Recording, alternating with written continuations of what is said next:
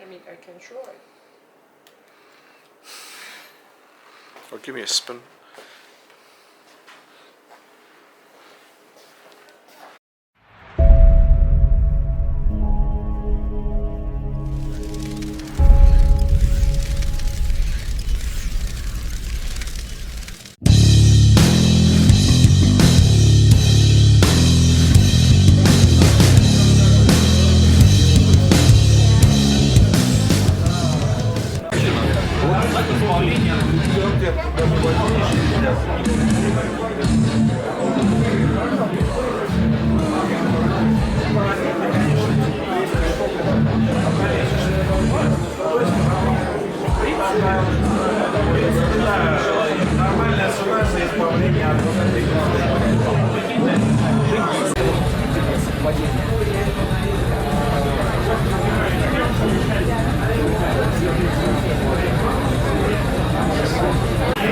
So, we're here at this gig of like underground Moscow pagan black metal. I don't know if it's Moscow or just Russian. I'll put the links to the bands down there. I think they're both from Moscow, but I'm not entirely sure. And of course, since I don't drink, I'm drinking coffee. And black coffee, because, you know, black metal. So there you go. And I think there's only 2 bands. And we'll see if we haven't actually listened to them properly, so it's probably the first time we hear them properly, and live as well, so we'll see if we like them, and then we might get merch.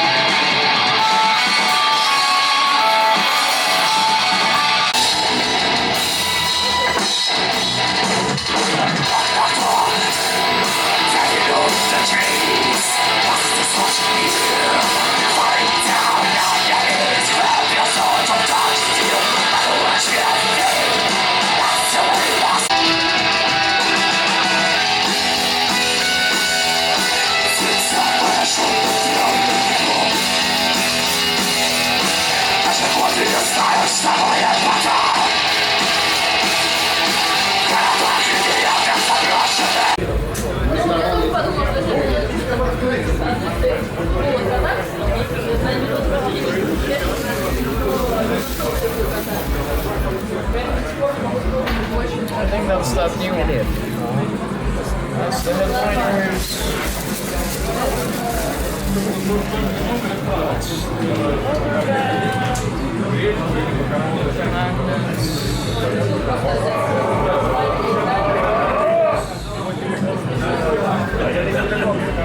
also in the beginning of April we went to a bike show, which is really cool.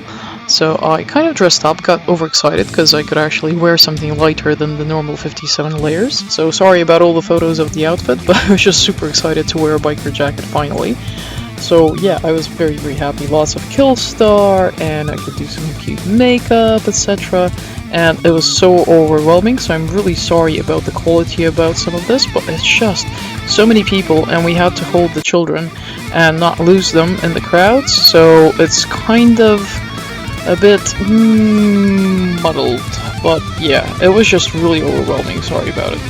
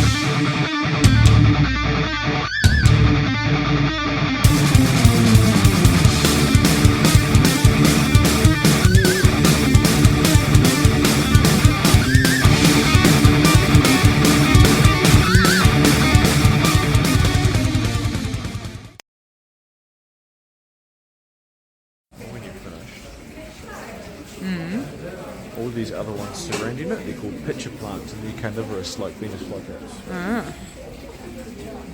So this is supposedly the devil flower that has blossomed and dies after it blossoms. That smells like meat. I can't really smell it from here though.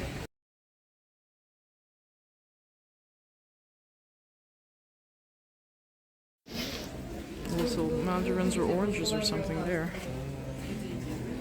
Ah, it says it there. Colour morning. Something citrusy anyway.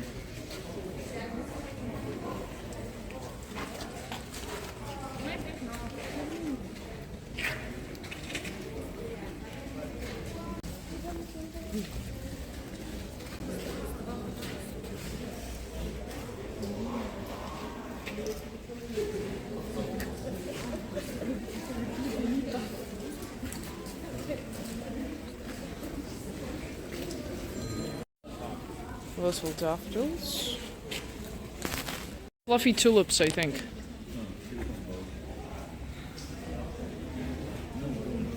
Beautiful, fluffy, purple tulips.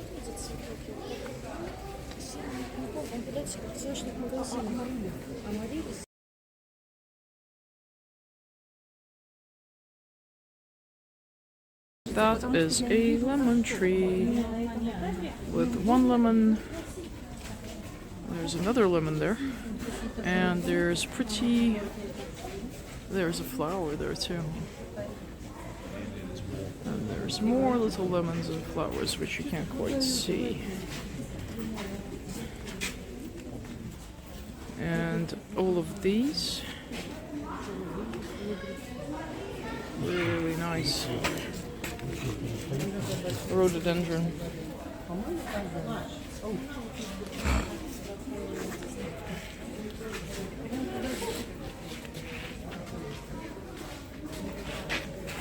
Look where this one's from. Oh, it's a New Zealand thing. Oh, it's a fern. It's a tree fern. It's a tree fern from New Zealand. Oh my god, how cool is that? Look how big it is. Wow. It's a baby, really. Yeah, it is a baby actually, yeah. They get much bigger in New Zealand, but it's still pretty cool. Look at that. That's like one of the New Zealand trademarks, that thing. Ah, and this is New Zealand too. Which one is it? That's the There. lancewood. Pseudopanax lesung. And there's other stuff in there as well. Yeah, more stuff from New Zealand too. It's a whole New Zealand little section. Pretty orchids. Lots of pretty orchids that you can basically just touch. They're so close. Very pretty.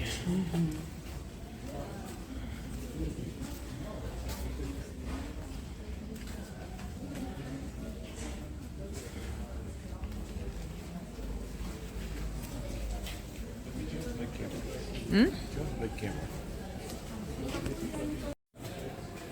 I don't know what this is, but it's like multiple little berries. It looks kinda creepy and very gothy because they're almost like black or charcoal color. Oh, it's a huge, huge palm tree. I don't know what the hell this is, but it's kinda scary. What are they made out of? Is it like wool? Looks like woolly, probably from New Zealand too, you would think.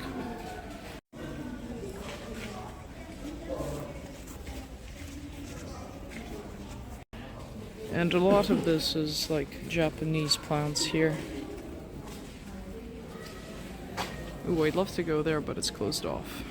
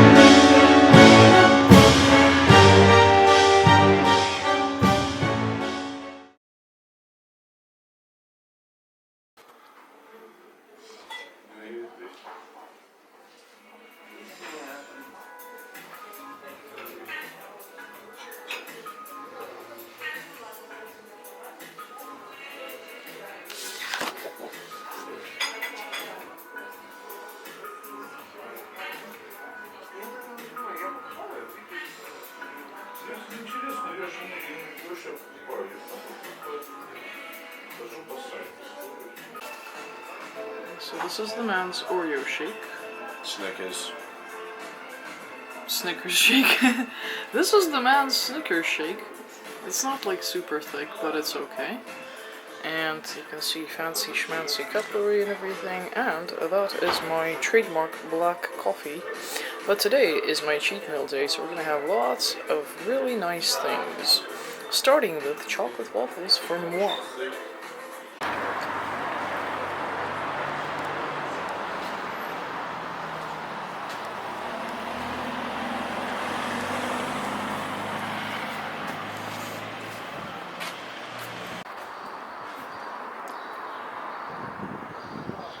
Bulgakov was the great writer during the Soviet times who was basically, well, he couldn't publish his main work, which is Master and Margarita, which is astonishing, which is a great novel about a person who's a writer who can't publish his works, basically, and his lover Margarita. And that part is set in the Soviet times, which has all sorts of I don't know, diabolical elements to it, including basically the devil appearing and witches' Sabbaths and all that sort of thing, as well as, for some reason, parts of it is the story of Jesus, and yeah, so it's an amazing novel, really amazing. And once again, these things are out. I personally hate them.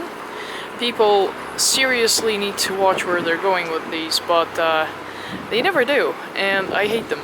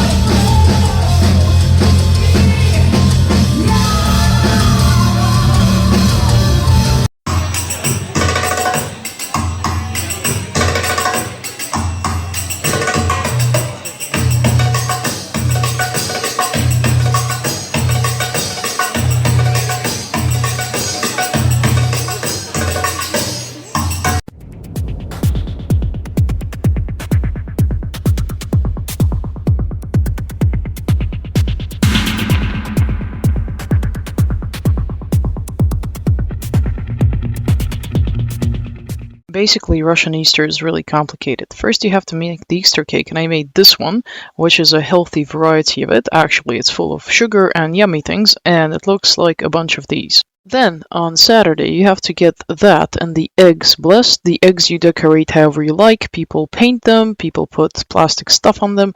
They look really, really cool. Then you put candles, then you go, then you wait for the priest to bless everything after the service. We didn't go to the service because with boys it's impossible to do, but it's a really, really cool event, and a lot of people turn up, and usually there's a massive queue. Oh, did I mention there's like 40 days of Lent when you can eat bugger roll, meat, or pretty much anything, really.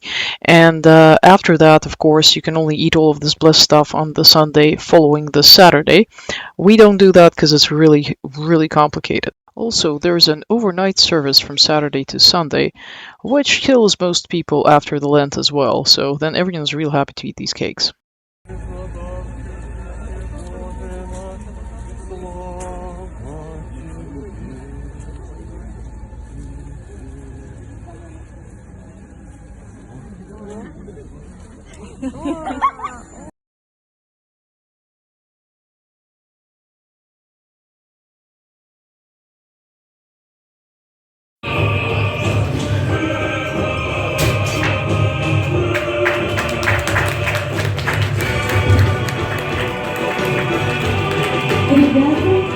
Okay, so let me first tell you, I've never seen this film, and I barely knew anything about the story the film is based on. This was basically a free event organized by one of the metal groups we have here, and we thought we'd go just to see, you know, how many people turn up and all that. It was a pretty full bar, but it wasn't like a few, maybe a couple of dozen people.